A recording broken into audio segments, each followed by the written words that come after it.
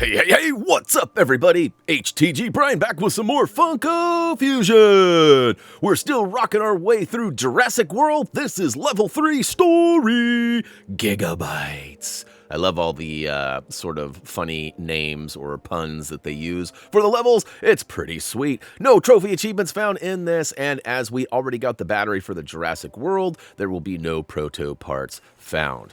Now here we are in the Funko Factory Hub area for Jurassic World, and you can see that middle door, or door number 3, is officially open. Before jumping in, I'm actually going to switch over to Claire. As I mentioned last video, I definitely prefer her little machine gun funk over the other blast. The single shot stuff is great, lots of control, but not as much.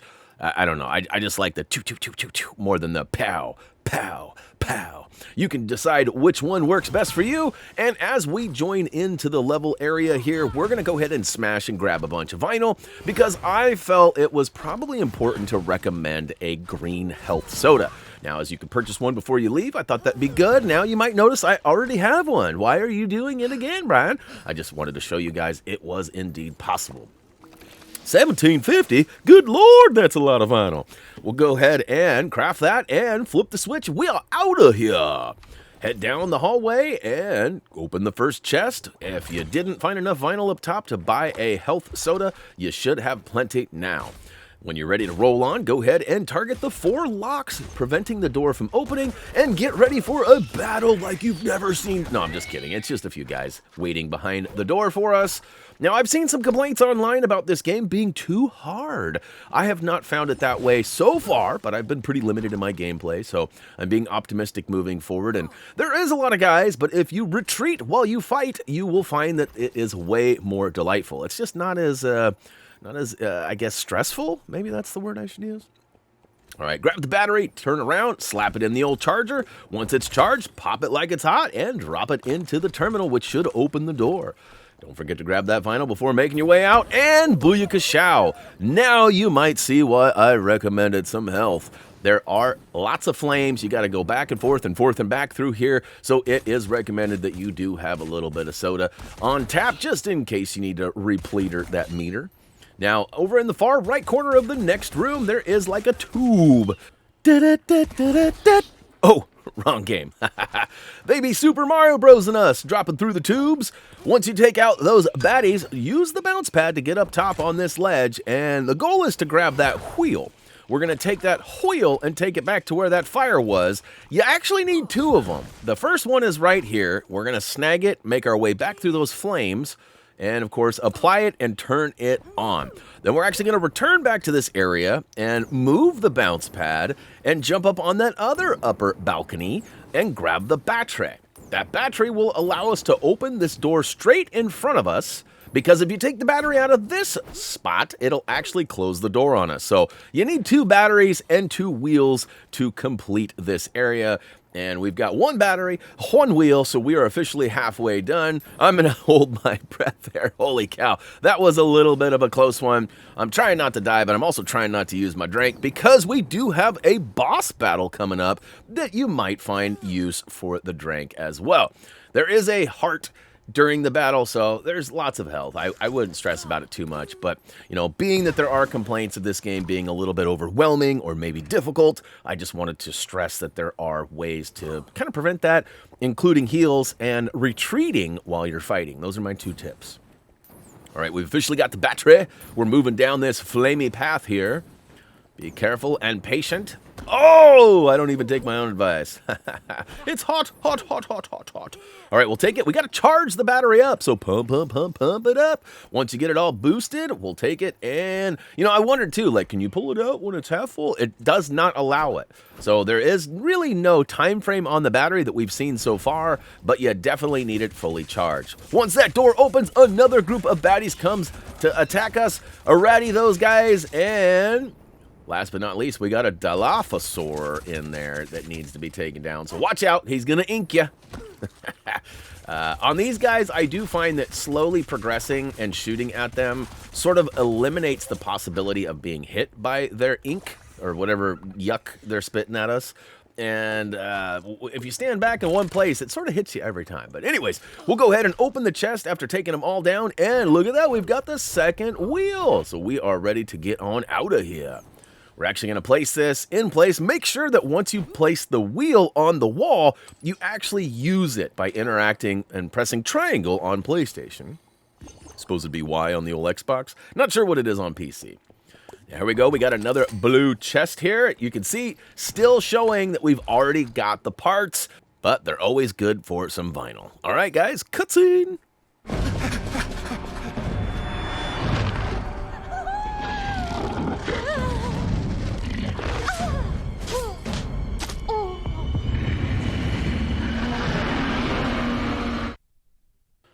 All right, it's boss battle time. Woo to the who. All right, I have a small little piece of info here. I've seen this online as well. The hit boxes for some of these boss battles seem a little bit on the tiny side. I'm not sure if that's maybe just me and a couple others, or if that's a general consensus, but essentially you need to take out the eyes, make him cries. Once he does, he will reveal his Bella. We'll go ahead and shoot him in the Bella and depleter his meter, which doesn't show either. That would, like I would say that would be a helpful hint to have like a giant meter across the top. But you just gotta rinse and repeat. Now, after you do the first round, some bad guys start to show up. It does feel a little overwhelming at times, but nothing that you can't handle. It just sort of prolongs the inevitable of the boss battle. Now, if there wasn't any bad guys, it would be way too quick and easy. The frequency of these baddies, I don't know. Some people have said it's too many. So far, I haven't felt too stressful. It just sort of prolongs some of these battles. That's it. It just adds a little bit of time for me. Difficulty-wise, I feel that's pretty all right. Other than the hitboxes being small. So basically continue to rinse and repeat. If you find yourself in need of some health, there is a heart in this corner over here, as I just went to show you. We also have a couple of drinky poos that we can use to replenish that health. Now, I sort of recommend focusing on the little guys as they drop. They sort of seem to drop in 2s for the second round, and I believe 3s for the third round. So, being it is made by LEGO developers, the rule of 3 seems to apply here quite a bit. Even on our last level, Main Street Melee, we fight a corrupted Indominus, and at the end, we have to basically fill the tube 3 different times. Now, you can make it more than that, but you can't make it less than that. So the rule of 3 still seems to apply here. So we've already taken him down twice. We're working on that third one. Let's see if it shows to be true. And that's something that I haven't seen mentioned online, the rule of 3. Very, very standard rule in classic LEGO games. And knowing that this is developed by most of the people that develop those LEGO games, it makes sense that that rule would be applied here too. As you can see, I'm having a hard time taking the bad guys out and jumping over the stomps and trying to hit these tiny little hitboxes. Like if those hitboxes were a little bit better. And I also, a little tip for you, I found that zooming in or aiming down scope or sight was way less accurate than just shooting from the hip. So try not to zoom in that much and you might find you have better luck. But we are basically got a couple shots to each eyeball here and we should be good. Come on, cry it out, cry it out. Oh, don't have a cry about it. Or do have a cry about it. Let's do it. Come on. See what I'm saying? Like, it takes forever. We got him, though. We got him.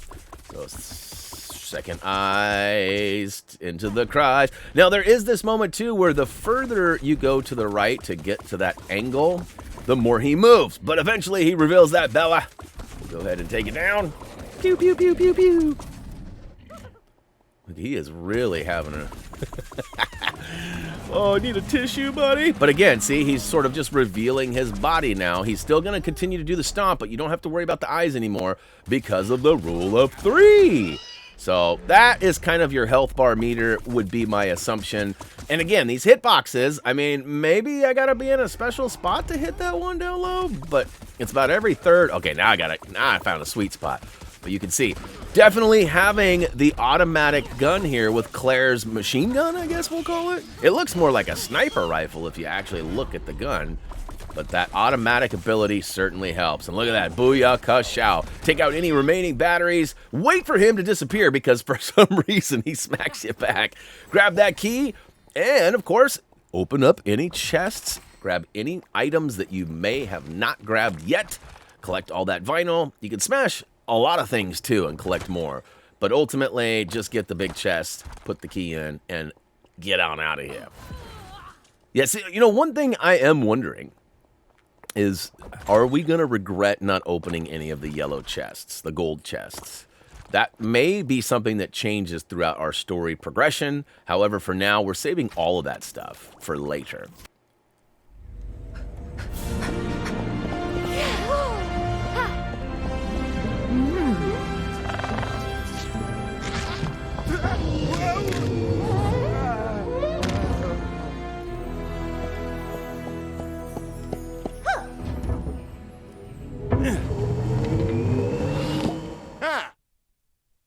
Sweet deal. We just got a long hallway to make our way down, and of course, there is a tube there, that's going to give us a silver crown at a later date.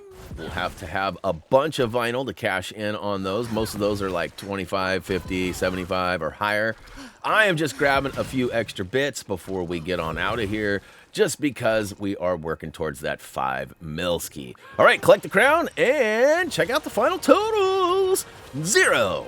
Just as expected. So lots of stuff to collect. We will be back in the fun play. And again, if you're getting ahead, definitely check our trophy achievement guide out at HappyThumbsGaming.com. Doug is further in the guide than I am with videos. That'll always be the case with their guides.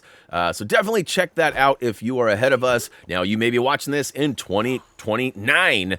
And all the guides and videos and everything will be there. You can see we got that 4th level open now, and that is going to do it for level 3 Gigabyte for Jurassic World Story.